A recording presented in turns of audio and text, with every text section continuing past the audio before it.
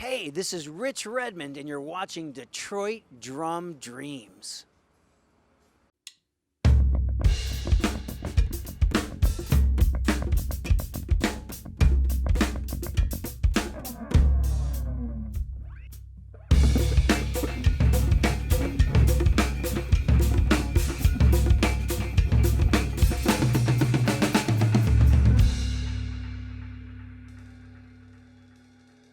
I meet a lot of drummers that just love to play the drums, and many of them are hobbyists. They own a drum set. They're excited. They're the guys that go out and buy the new DVD when it comes out. They're the guys that are at every clinic at their local drum shop. They love live music. They pay a lot of money to go see shows, and they love it. And you know what? They have day jobs, and there's a beauty in that, because it's once you take it on as a career, it gets very stressful because you literally have to put enough gigs together with one band or many bands or teach drum lessons or do recording sessions to pay the bills. And it does become a kind of a stressful situation. For me, it was just the eye of the tiger. There was no backup plan. There was only that pure desire, running on blind faith that this is what I was supposed to do. It was an obligation, it was a calling, and I just had to keep doing it. And if you keep doing what you love, people will see that passion. And there's definitely roadblocks, there's definitely doors that are slammed in your face, there's definitely speed bumps, a lot of setbacks. You learn from these things and you use it to fuel kind of future victories, So a lot of my friends that I see at the NAMM show or the Percussive Art Society convention, it's a small group of highly successful, motivated people that wanted to play drums or percussion at a professional level and were going to do anything they had to do to stay on track to get it done. Guys like Jim Riley, guys like Jason Sutter, my friend in Los Angeles. These are two names that come to mind. Guys that just they were going to do it. So yeah, I had day jobs, man. I waited tables.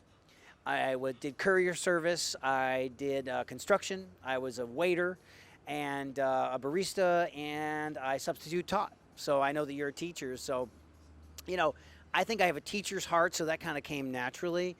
It just got really hard when you're playing till 3 in the morning in the clubs, and then you would have to wake up at 6 in the morning and at 7 a.m. be in your khakis and be teaching a classroom.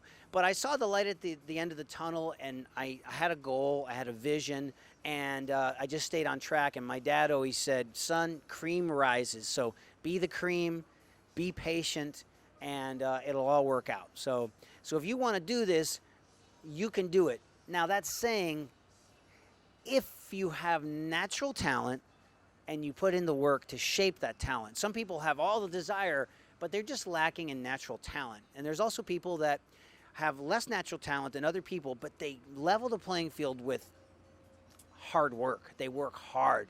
The 12,000 hours, that Malcolm Gladwell talks about. So you can definitely take raw talent and shape it and work really hard and sometimes surpass people that are proteges or that have ridiculous God-given talent.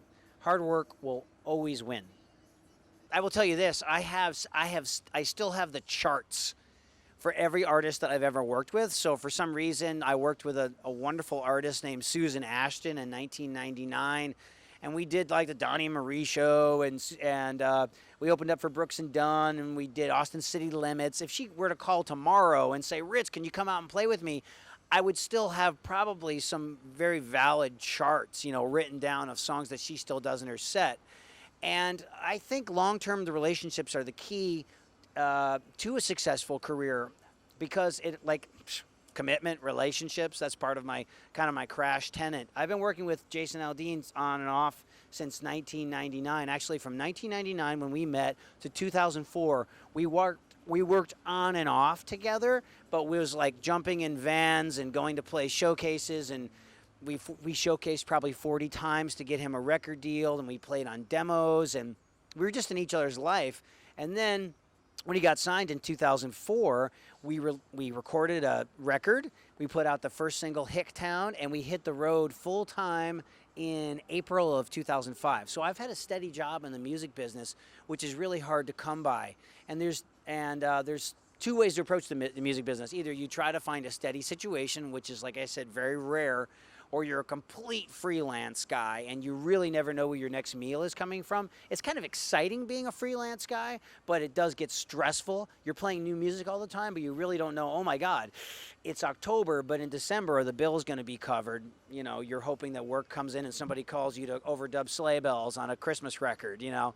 But I'm very grateful in the sense that I've been playing with the same guys on and off since 1999. And you know what that does? It helps create a really solid unit, not only musically, but personally. So very grateful.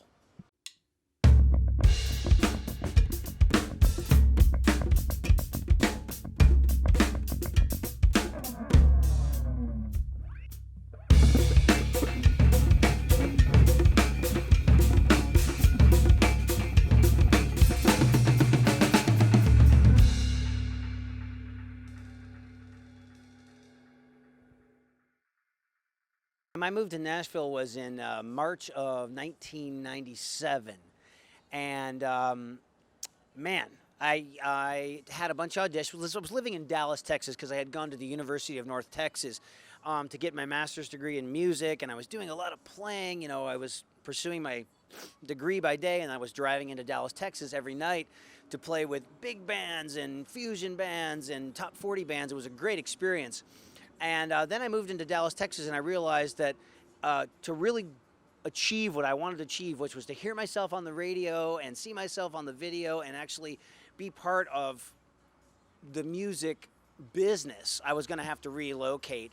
And so I got a bunch of auditions with gals like Trisha Yearwood and Dina Carter and Barbara Mandrell, and it just lit a fire under me to say, hey, this can be done. I can do this. So 2 weeks later, after doing those auditions, I, packed up everything I owned and drove to Nashville. And I started shaking hands and crashing parties and meeting people and just doing what people do to try to get connected in a new city. And it'll work for any city, any career path that you want that has to do with the arts. It's all about people. It's all about not only who you know, but who knows you. So you kind of have to roll up your sleeves and humble yourself and get out there and meet people and play all the time. And it can be done. But if you do want to relocate to a New York or an LA or Nashville, I would say put a time limit on it. In other words, if you say, I want to get here, I want to move to that city, look at the calendar and say, in 1 month's time, I will have closed up shop, packed up everything, and be driving a truck across the country to otherwise... you just keep putting it off and life kind of gets in the way. And the sooner you can do it, in other words, the younger you are, do it while you're young, because life gets a little bit complicated as you get older. Relationships, bills, mortgages, etc., etc., etc. Many rock and roll pop musicians are moving from the coasts to Nashville because it is just a really vibrant scene. It's also a little slower pace there. You can own a car, you can have dirt, you can own land. Real estate is affordable. People are very friendly, and there truly is an artistic, supportive music community where people, they co-writing songs is a very popular thing in Nashville. People to get together at 10 a.m. every day and they put their creative juices together and they write songs. So Nashville has got a little bit of everything. We have a great symphony. We've got many colleges. We have MTSU, Fisk, Tribeca, Belmont, Vandy. We have a world-class drum shop. It just really is kind of the place to be. And Nashville is actually supposed to double in size in the next 10 years. So come on, y'all, get to Nashville. Say someone does make that leap of faith and they make the commitment to relocate. I'm assuming that a lot of people are making a similar move. How does one climb the ladder? How does one get noticed? How does one get to the next level? Yeah, getting to the next level is tricky, and you just have to push through with just tenacity and determination and perseverance and if you have a great product. In other words, if you're an artiste or anything in the arts, the product is you. People are going to want to buy into you before they even hear you play a note. Of course, you have to be able to play really, really well. That's almost an expectation, but you can definitely level the playing field with your level of preparation and your professionalism, showing up on time, having great sounding gear, your interpersonal skills, how you deal with other people, can you take direction. I think this stuff works in any line of work, but especially in the music business, because if you're on a tour bus with 6 other guys and you're gone 18 days a month, you're going to be expected to play well. Obviously, you have to play really, really well, but you have to be able to get along with other people, be flexible, be open-minded, be able to roll with the punches. So something to think about, but you definitely have to be playing well at all times, because anybody can walk in on your gig and see you playing, and word of mouth is such a powerful marketing tool.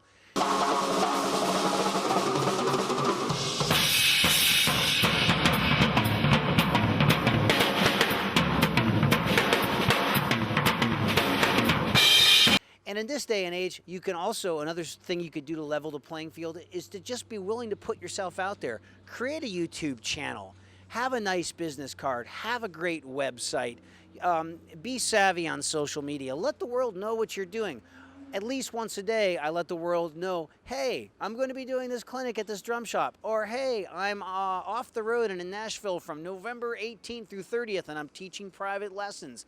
Just by putting that information out there, you're helping yourself do what you want to do with your life. You know, if people don't know what you're up to, you're not going to work. Right place at the right time, I think that's a factor for success in any career, but you have to be prepared. So when opportunity strikes, that's where all the preparation and perspiration enter the equation. And yeah, you know, geography is a big part of it. You know, you're really not going to be able to cultivate a successful music career in Fargo, North Dakota, or, you know, BFE. I mean, you really have to be in a Nashville or a New York or a Los Angeles or even a Miami, Chicago, Austin, somewhere where musicians are gathering and there's an artistic scene. But man, I've been playing the drums since 1975, 1976. And I practiced a lot, and I've been in all sorts of different types of bands. And I've weathered the storm, and I've rolled with the changes, and I paid my dues in Nashville. You know, they say it takes about 5 years to get connected in Nashville, and that's true. It takes about 5 years to shake enough hands and have enough people hear you play that people start to put 2 and 2 together and say, oh, this is somewhere that we can rely on. We can count on this person to come and do a good job. So I put the time in, and most successful people do. You know, it's very rare. The exception to the rule is the person that it just lands in their lap. And many times they can't hold the position because they're not prepared for that position. So.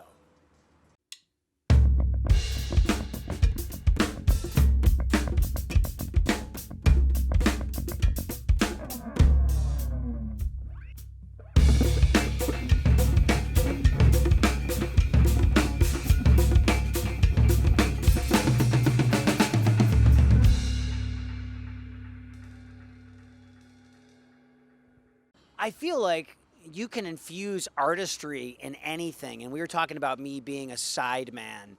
You can be artistic. You can be artistic in a craft. Sometimes I fancy myself a craftsman because really your job as a drummer is to lift up the music and paint the picture for the song.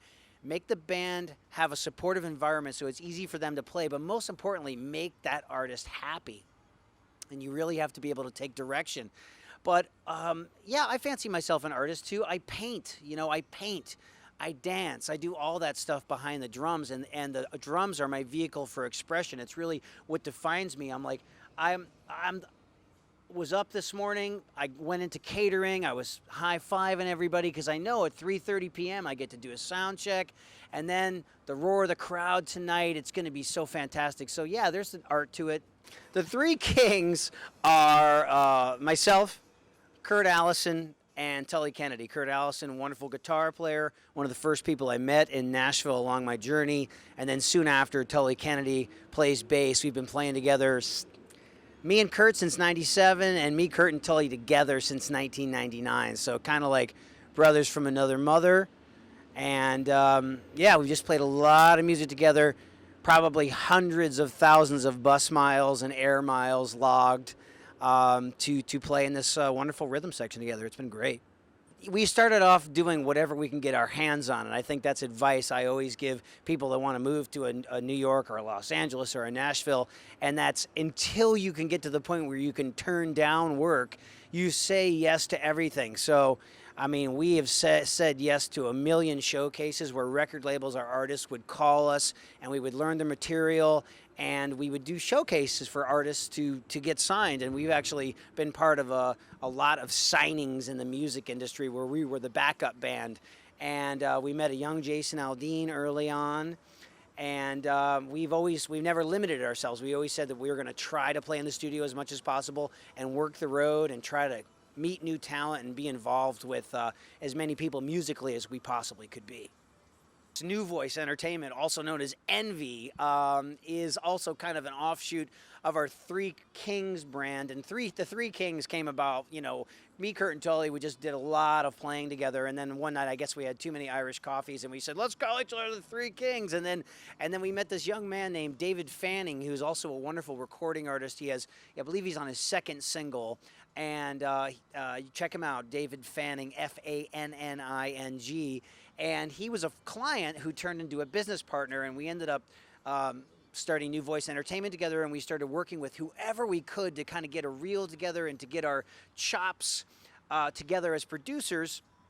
And it just kind of grew into this kind of full-service entertainment company, and we ended up producing 2 records on an act called Thompson Square, an act called Parmalee, and a new up-and-comer named Lindsay L. And so these are all wonderful acts, very talented people. They have management, they have songs, they have videos, they have a bus. They're out there taking the music to the people. So it's awesome to be part of this from the ground up, kind of developing these acts. Let's face it, the drummer is so important, but we get just the least amount of attention or respect in the band. It's kind of a sad, kind of a sad lot in life, But I just think it's really important to be able to. I've always wanted to write books. I've always wanted to speak. I've always wanted to. The production thing grew out of just my relationships, And really, what is a producer? A producer is a person that has the ability to surround themselves with like-minded people that are all incredible at what they do, and it's a team, and the ultimate goal is to deliver a musical product and make that artist happy. Ooh, you got to make the label happy too, and can't forget about radio. It needs to be something that needs to be able to work on radio. So I kind of fell naturally into that too. I'm not great at all of it, but somebody else in the team is going to be great at, say, coaching a vocal or comping things on Pro Tools, and I'm more of a big picture guy. I lend my 2 cents into the whole finished product, and so it's really fun. So yeah, I recommend having a business mind because it is the music business, and you really have to be able to run your career like a business or you're going to get left behind.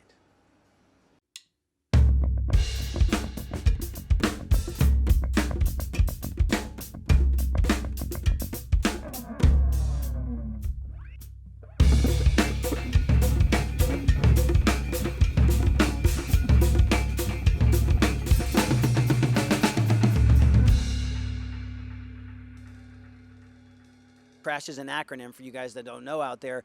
It's the brainchild of not only a philosophy for living, but it's also the basis of my motivational talks. And Crash stands for commitment, relationships, attitude, skill, and hunger. And these are 5 things that I've used to become a better drummer, musician, husband, businessman, person. And I think it's 5 things that anybody from any walk of life can use to improve their life, attract more success to their life. So for drumming, obviously being committed, you have to be the most committed person on stage, because if the drummer has a bad night, the whole band has a bad night. And relationships, on the drums, we have 4 limbs, and there's a lot of people, scientists have studied drummers like, well, how are you doing 4 things at the same time? So we kind of have to honor the relationships between our limbs and how it all puts together. We all put it together to create a sound and a style and attitude. Yeah, I try to play with a lot of attitude. Even if I'm playing soft, I'm trying to project an attitude. And attitude in life is so important. I feel like it's 99% of life is having a good attitude.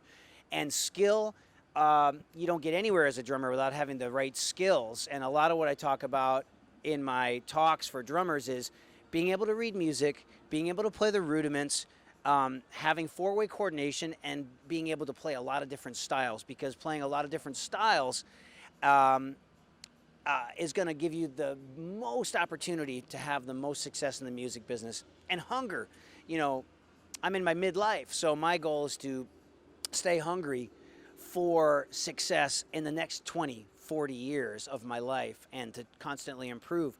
So this is just something that I feel like adds value to my drum clinics. So my drum clinics are kind of like a talk play format. So anybody that comes is going to be entertained, hopefully would be inspired, and would be, of course, educated. So I try to be a 1, 2, 3, bang for your buck, as far as like, can I use all this stuff that I'm teaching? Can somebody walk away from my clinic and go, wow, I'm inspired, I'm motivated, I got a couple licks I can steal, oh, there's a couple of things that I need to work on, and there's some advice about my journey in the music business. Having played drums since the mid 70s, that's a long time and a lot of life lessons. So I feel it's important. And Crash, what I'm really happy about Crash is that it is such a versatile format for having a talk, because I've spoken to kindergartens, I've spoken to 800 7th and 8th graders, I've done Fortune 500 companies like Johnson & Johnson and Cisco, and I've done your guitar centers and your drum shops, and even music business classes or percussion groups in college. Because there's, I went to college and I was thinking to myself, what am I going to do when I get out? And hopefully I can come in and talk to these percussion majors or music majors and say, look it, you've got the paper. Now you're going to have to go out into the real world and figure out how to apply this and how to promote yourself and how to get gigs and keep gigs. And it's kind of daunting. So hopefully people that come to the event are going to get all that stuff out of it, not just a 90-minute drum solo. Drum solos are great, but it's usually not why you get hired. It's a bonus. It's icing on the cake for a drummer. Drummers get hired because they play a simple, usually kind of a sexy groove that's steady, that inspires the rest of the band and makes everybody else sound good. The Drummers Weekend was kind of like definitely a brainchild of the Crash philosophy, and I did my first one last year in 2013, and it was just a really wonderful success. We had 15 students from around the world, and what it is, it's 72 hours. There's a hotel package. We provide transportation, and we're talking like limousines, and I do catered food, and it's just not deli trays. I mean, we go out to Italian restaurants, sushi, and then I have all my, I usually have 3 main clinicians, big clinicians. Like my first year, I had Jim Riley from the Rascal Flatts, to represent what a Nashville sideman does. And then I had my friend Troy Laketta from the rock band Tesla, 27 years in the band, good friend of mine. So he represented a drummer in a band and that philosophy. And man, we had tons of great door prizes and workshops, and the kids get to play in with a world-class rhythm section. And then at the end of the event, the kids get to actually sit in with a great house band in front of a paying audience at a famous Nashville nightclub. I know that I had great teachers growing up. I had, let's see, my first teacher was a guy named Jack Berge in Milford, Connecticut. And then I graduated to a guy named Henry Vega, who taught me at J.M. Hanks High School in El Paso, Texas. And then a little bit with Larry White at the University of Texas at El Paso. A guy named Byron Mutnick, who was a private teacher in El Paso, is still there. A cat named Ricky Malachi, jazz drummer, was amazing. Then I went to I went to Texas Tech University and studied with a guy named Alan Shin, who is still there, who made me a well-rounded percussionist and gave me lots of playing experience.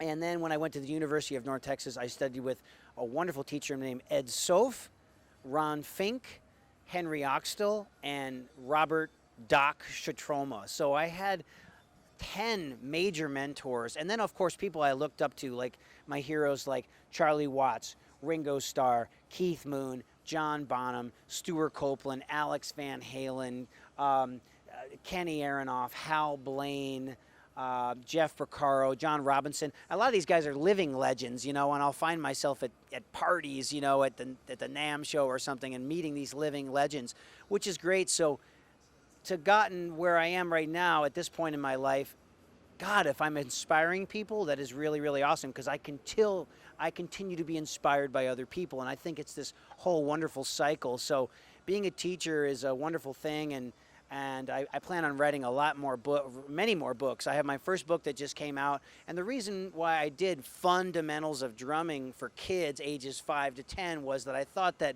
for that age category we were missing a little bit of just teaching materials. So my friend and co-author Michael Albrecht, who's a wonderful author and a great drummer, we decided to do this project together, which basically teaches kids at 5 years old the history of the drums, how to count rhythms, how to read music, and it comes with a DVD. And then by the end of the book, you should be able to play the money beats, which I call the money beats, and read music and play a little bit of like a 20-bar drum solo. I think we're all striving to have some sort of a personal style. So when someone hears you on the radio, they say, "Oh man, that might be Rich. That kind of sounds like him." So it's a lofty goal. It's a hard thing to achieve, especially as a session musician or a sideman musician. You know, I'm not a member of a band. I'm actually a paid sideman. I'm paid to show up every night and deliver and execute, you know, the same 20 songs every night. And if I'm called in to do a recording session, I've got to make that artist happy first and foremost before myself. And if I could sneak in a little bit of my personality and kind of create the Mona Lisa or the Blue Boy in that context, then that's icing on the cake. So yeah, I hope people enjoy my style, and I'm going to spend the next 25 years trying to improve every day. And hopefully when I die, there'll be a body of work, and maybe people will look back and say, "Wow, you remember that dude that was in Nashville from 1997 to 2030? Well, this is what he was able to do." So, yeah. How would you define your style of drumming? You know, I think it's emotional. You know, I'm Italian, you know, so I'm like, you know, jazz hands all the time. I love life, and it's just like, it's all out there for the world to see. I'm a happy person. I'm a positive person. So it's definitely an aggressive style. I tell my students to play from the heart. It'll set you apart. So I always kind of wear my heart on my sleeve. And so I've done all kinds of drumming. I've done jazz drumming. I've played bar mitzvahs and bat mitzvahs and corporate parties and supermarket grand openings and classical music. And I've worn wigs in tribute bands. I've played in heavy metal bands. You know, I've been the percussionist when somebody else was a drummer. I just love music. But I think, yeah, my style would be musical aggression. You know, I'm actually, I like to really hit the drums. You know, I'm a showman, I'm an entertainer.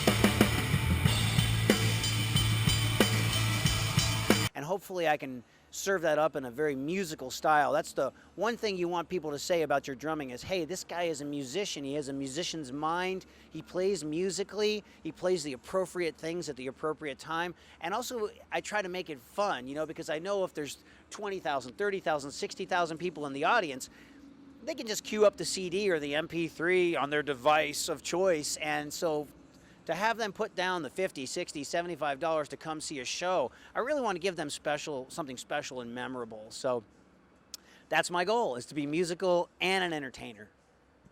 Hey, this is Rich Redmond. I'm here with my friend Dean. And you're watching Detroit Drum Dreams. Well, it's a great name, Detroit Drum Dreams, because we are in beautiful Detroit, the Motor City, and so much music comes from this town. What a rich history of music. So I love the fact that you have dreams in the title, you know, and I think that you're probably going to be getting a lot of stories and insights from drummers that are part of music history. There's going to be a lot of guys that are going to come through venues in Detroit, and they're going to be able to share their story, how they got started, what they're doing next, how they got there. So this is just kind of exploding. There's a lot of podcasts out there, and a lot of them are kind of just take the gloves off, pull the curtain behind the scene, you know, like two guys sharing stories, put the microphone down. So I love this. I love what you have going on, and hopefully people would be able to, musicians would be able to benefit from these stories.